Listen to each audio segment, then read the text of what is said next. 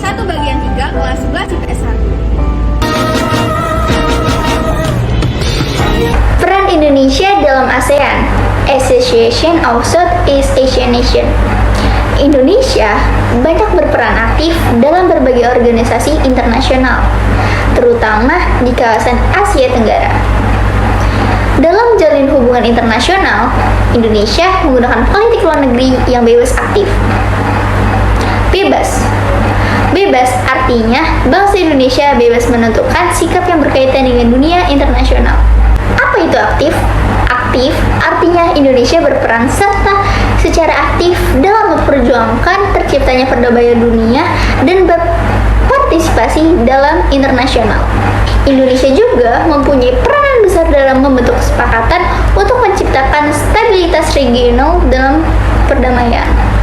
Indonesia juga sangat berperan aktif dalam organisasinya ASEAN. Indonesia menjadi salah satu negara pemrakasa berdirinya ASEAN. Misalnya, Indonesia telah mengambil peranan utama dalam membantu proses pemulihan kembalinya demokrasi di Kamboja. Selain itu, Indonesia juga menjadi perantara dalam perdamaian di Filipina Selatan. Materi selanjutnya akan dibacakan oleh Seta Agustia. ASEAN hingga saat ini menjadi prioritas utama dalam politik luar negeri Indonesia. Indonesia selalu aktif berpartisipasi dalam setiap penyelenggaraan konferensi tingkat tinggi atau pertemuan-pertemuan ASEAN. Indonesia juga sering menjadi tuan rumah dalam acara-acara penting ASEAN, di antaranya sebagai berikut. A. KTT ASEAN pertama. KTT diselenggarakan di Bali pada tanggal 24 Februari 1976. Dalam KTT ini dihasilkan dua dokumen penting ASEAN. 1. Deklarasi ASEAN Bali Concord 1 berisi berbagai program yang akan menjadi kerangka kerjasama ASEAN. Kerjasama ini meliputi bidang politik, ekonomi, sosial, budaya, dan keamanan. 2. Perjanjian persahabatan dan kerjasama. Dalam perjanjian ini disepakati prinsip ini antara lain tidak campur tangan urusan dalam negeri satu sama lain, menyelesaikan perselisihan dengan cara damai dan menolak penggunaan ancaman atau kekerasan. B. Pertemuan informal pemimpin negara ASEAN pertama. Pertemuan diselenggarakan di Jakarta pada tanggal 30 November 1996. C. KTT ASEAN ke-9. KTT ke-9 diselenggarakan di Bali tanggal 7 Oktober 2003. Dalam KTT ini dihasilkan Deklarasi ASEAN Bali Concord 2. Kelanjutan dari Bali Concord 1 1976. Bali Concord 2 berfungsi memperkuat visi ASEAN 2020. Negara-negara ASEAN menyepakati gedung sekretariat ASEAN bertempatan di Jakarta. Di gedung ini Sekretaris Jenderal ASEAN bertugas. 3 orang tokoh dari Indonesia yang pernah menjabat sebagai Sekretaris Jenderal ASEAN adalah yang pertama H.R. Darsono 1977 sampai 1978. Yang kedua Umar G.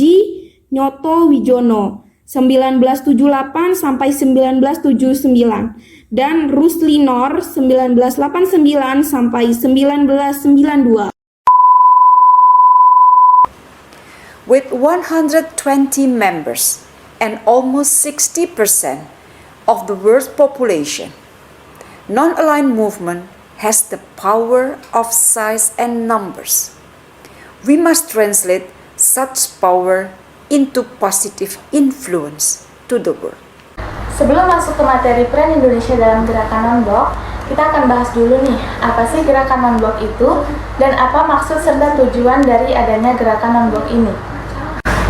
Gerakan non-blok atau yang sering kita kenal dengan GNB adalah suatu organisasi internasional yang terdiri dari 120 negara yang menganggap diri mereka tidak beraliansi dengan kekuatan besar apapun. Gerakan ini bermula pada 1950-an sebagai upaya beberapa negara untuk menghindari terpolarisasi dunia perang dingin.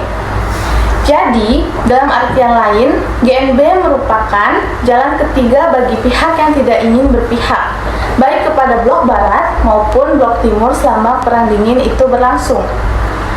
Organisasi ini semata-mata untuk menjaga perdamaian yang ada di dunia. Terus, apa sih maksud dan tujuan dari GNB?